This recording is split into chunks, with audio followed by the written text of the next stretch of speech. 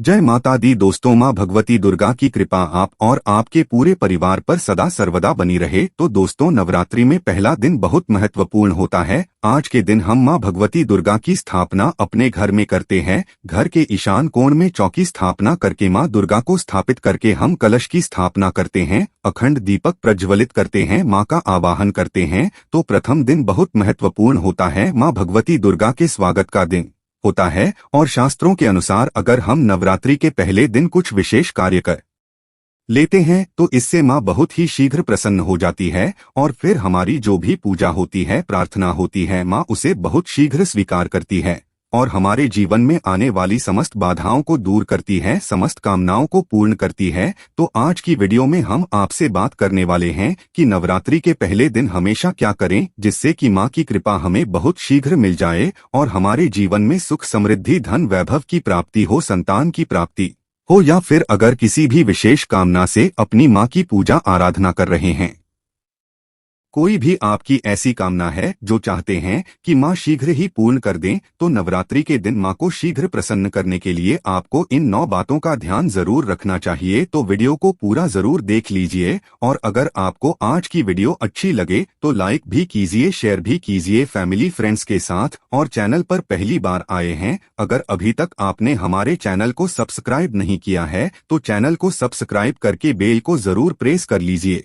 इससे यह होगा कि इस तरह की सभी वीडियो के नोटिफिकेशन आपको सही समय पर प्राप्त हो जाएगा। बात करें कि नवरात्र के पहले दिन हमें पहला कार्य करना चाहिए कि घर की छत पर आज हमें झंडा जरूर लगाना चाहिए। झंडा मतलब ध्वजा, लाल रंग का त्रिकोण झंडा होता है और उसके ऊपर जय माता दी लिखा हुआ हो। ये मार्केट में बहुत आसानी से मिल जाते हैं, नहीं तो आप घर पर भी स्वयं से बना सकते हैं। तो एक झंडा त्रिकोण आप लेकर माँ को पहले दिन उनके चरणों में अर्पित कीजिए जब पूजा कर रहे हैं सुबह। तो उसके बाद पूजा के बाद वह झंडा अपने घर की छत पर लगा दीजिए। इस झंडे को घर के ईशान कोण में यानी के उत्तर पूर्व के कोने पर, अगर वहां पर जगह ना हो तो आप उत्तर दिशा में इस झंडे को लगा सकते हैं, जहां भी आप ये ध्वजा लगाते हैं। इसके साथ आप ध्यान रखें कि वहां पर एक दीपक जरूर प्रज्वलित करें झंडा लगाते समय। इससे क्या होगा, इससे यश की वृद्धि होती है। देखिए, जब हम झंडा अपने घर पर लगाते हैं जो कि हमेशा लहराता रहता है, तो यह इस बात का सूचक है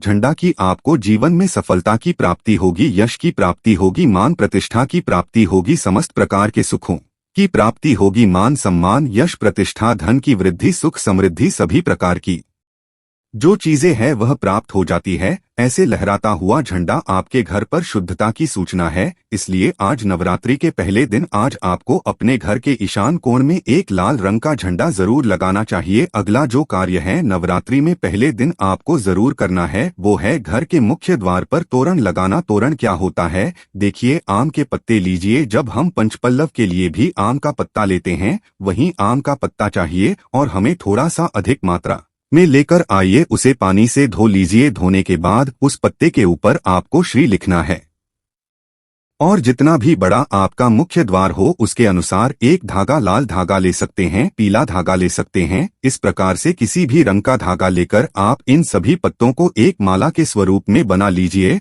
और उसके बाद ये अपने घर के मुख्य द्वार पर लगा दीजिए। श्री पत्तों पर कुमकुम से लिख दीजिए या हल्दी से लिख दीजिए, इसे लगा दीजिए। इससे क्या होगा कि जब भी आप किसी दरवाजे पर कहीं तोरण लगा हुआ देखते हैं, आपको क्या लगता है कि इस घर में कोई शुभ या मांगलिक कार्य हुआ है। घर के मुख्य द्वार पर लगा हुआ तोरण आपके घर में शुभता की सूचना देता है, मांगलिक कार्य की सूचना देता है, इस बात की सूचना देता है कि आपके घर में देवी विराजित हैं। यह बहुत महत्वपूर्ण होता है नवरात्र के पहले दिन घर के मुख्य द्वार पर तोरण लगाना और इसका बहुत ही शुभ फल भी हमें प्राप्त होता है। अगला जो कार्य है, तीसरा कार्य जो हमें नवरात्रि में जरूर करना चाहिए वह अखंड दीपक प्रज्वलित करना। देखिए, अगर घर में हम अखंड दीपक प्रज्वलित करते हैं तो अखंड दीपक प्रज्वलित करने से मन की कोई भी इच्छा हो, अगर आप सोचकर और मन में धारण करके अखंड दीपक प्रज्वलित करते हैं तो आपकी कामना बहुत शीघ्र पूर्ण होती है, लेकिन इसके अलावा दीपक इस बात का प्रतीक है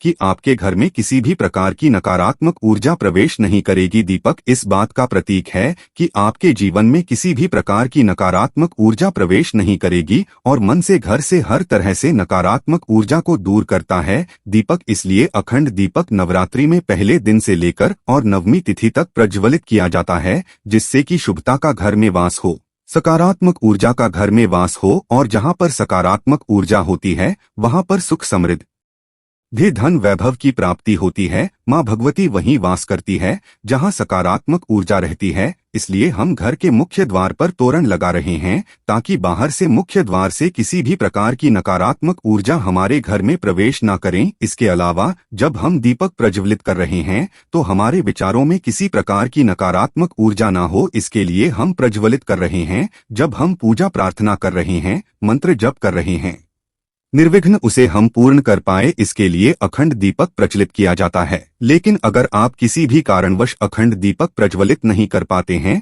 तो सुबह शाम दोनों समय जब मां की आराधना करें तब आपको शुद्ध घी का दीपक जरूर प्रज्वलित करना है, और सुबह शाम दोनों समय अपने घर में लौंग और कपूर की आरती जरूर कीजिए, जिससे कि घर में नकारात्मक ऊर्जा ना रहे और घर में सकारात्मक ऊर्जा का वास बना रहे। अगला जो कार्य है नवरात्रि में आपको जरूर करना चाहिए वह कलश की स्थापना। और देखिए, दीपक में एक और बात का ध्यान रखें, फिर हम कलश की स्थापना की बात करते हैं। दीपक में अगर आप घी का दीपक प्रज्वलित कर रहे हैं तो उसे आपको मां भगवती दुर्गा की मूर्ति के दाईं तरफ रखना होता है, और अगर आप तेल का दीपक प्रज्वलित करते हैं तो मां भगवती दुर्गा के बाईं तरफ आपको तेल का दीपक रखना चाहिए। तो इस प्रकार से दीपक का आप ध्यान रखें, जब भी आप तेल या फिर घी का दीपक प्रज्वलित करते हैं तो उसे सही दिशा में, सही स्थान पर रखना चाहिए। और अगला जो कार्य है घट स्थापना करना, यानी कलश की स्थापना करना। तीखी कलश की स्थापना जब हम करते हैं नवरात्रि में, कलश में हम सभी देवी देवताओं का आवाहन करते हैं,